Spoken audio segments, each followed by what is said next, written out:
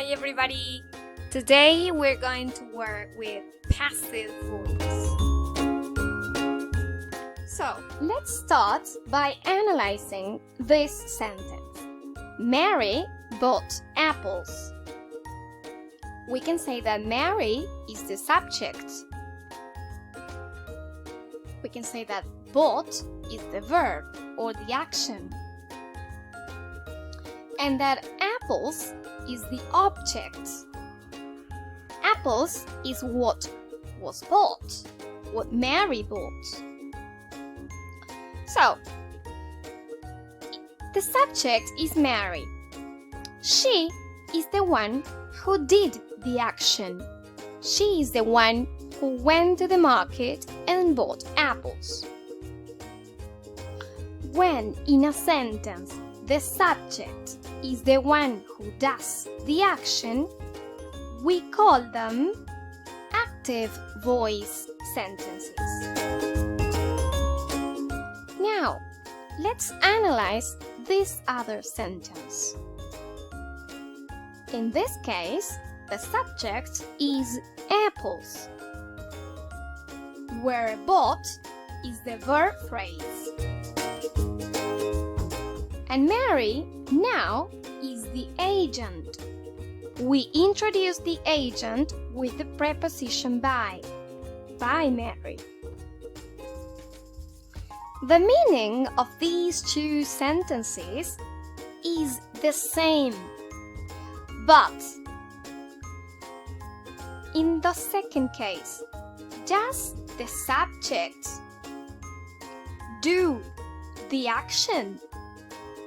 No, Mary is still the one who does the action. So, the sentences in which the subject does not do the action are called passive voice sentences. Now, let's see these two sentences. The first one in active voice and the second one in passive voice. Someone built this house in 1920. This house was built in 1920. On the second case, the one in the passive voice, we prefer to use passive voice because we have no intention to clarify who built this house. So, when it's not important to say who or what caused something or did the action, we use passive voice. Sometimes the agent is omitted. Sometimes we don't say the agent. Let's analyze these two sentences. The thieves were arrested by the police. In this case, saying by the police becomes obvious, so we would omit this. We would just say the thieves were arrested. The money was taken by somebody. We don't know who this somebody is. So in this case, we would also omit this part and we would just say the money was taken. Since it doesn't refer to anyone specifically, it is vague. So we omit the agent when it is vague, as in the second example, when it is obvious, as in the first example, or simply because it's a non-important piece of information.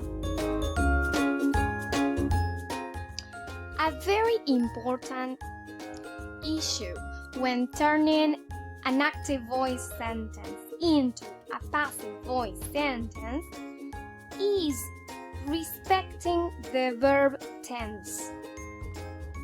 Otherwise, you would be changing the meaning of the sentence. So, let's analyze how to do this. In this case, this is an active voice sentence. Freddy is the subject, cleans is the verb, and the house is the object, what he cleans. As Freddy, who is the subject, does the action, this is an active voice sentence.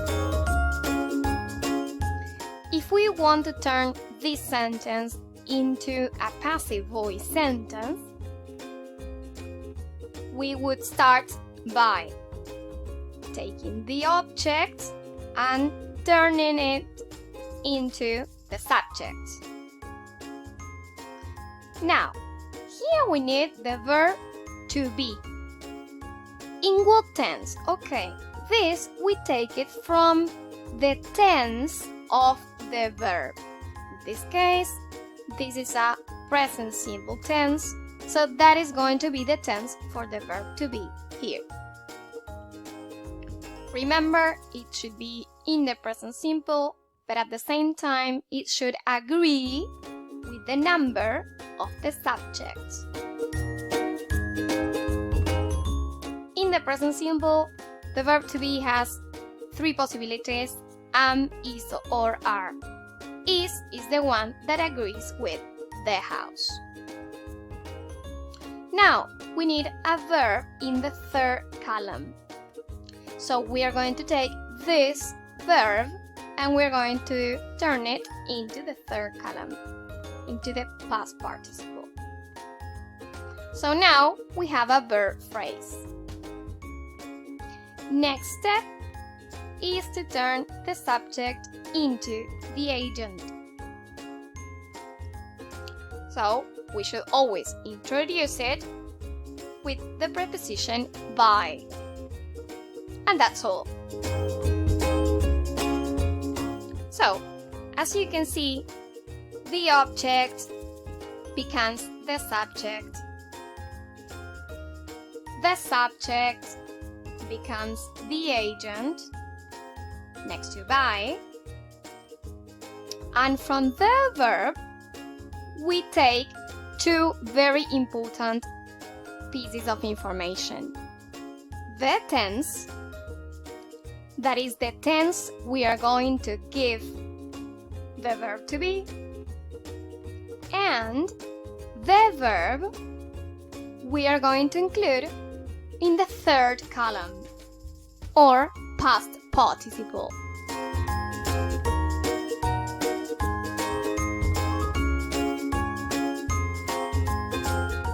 So, we are going to see now the general structure for passive voice sentences, no matter the tense. They're always going to start by subject, then the verb to be in the desired tense, a verb in the third column or past participle, and then by and the agent if it is relevant. Otherwise, we omit it. As I said before, the verb to be is the one I am going to adapt depending on what tense I want to use. For the present simple, we have three possibilities of verb to be. So the choice of any of them will depend on the subject, as we've seen before.